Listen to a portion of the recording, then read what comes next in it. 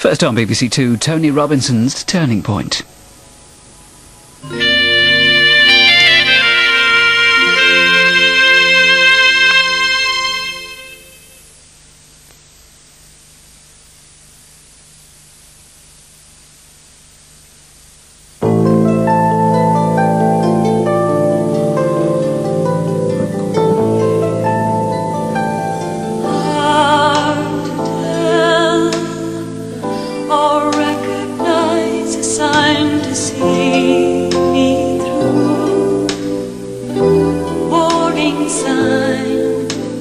I was always one of those children who were good at what they used to call elocution when I was a child. It's a horrible word, isn't it? Used to sort of go to poetry festivals and things like that. Near where I lived, they had a competition called the Wanstead and Woodford Ice Stedford, which in retrospect does seem a rather absurd name. And I used to win some of the prizes at these competitions, and after a while I think my mum and dad thought that maybe he could make a go of going on the stage, and they saw this ad in a paper for a new stage musical, and they allowed me to go up and audition for it, and I was told it was going to be written by this brand new unknown person called Lionel Bart, and it's based on a Dickens novel, and it's going to be called Oliver. And I was one of the boys in the workhouse and one of Fagin's gang. And we rehearsed and rehearsed. Barry Humphries had a small part in it. It was, I think, his first major job in this country. Ron Moody was the original Fagin. He'd gone into the business late, and it was one of his first jobs. And then we opened. And it was a fantastic success. The first night we got 26 curtain calls. And I didn't know that this was any sort of big deal. It's the first show I'd ever done. I thought that probably always got about 26 curtain calls.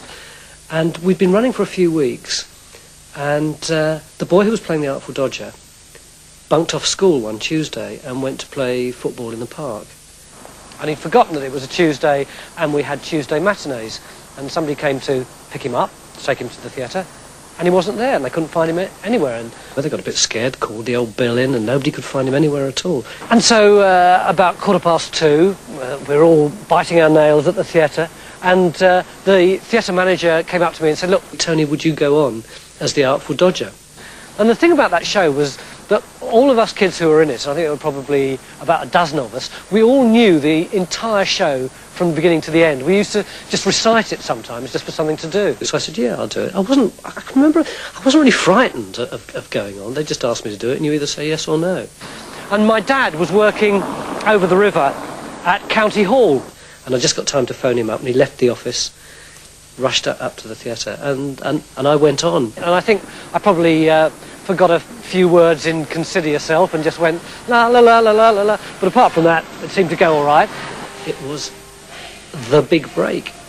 And I had 4 or 5 fantastic years playing parts in movies and television just because of that one rather odd turning point.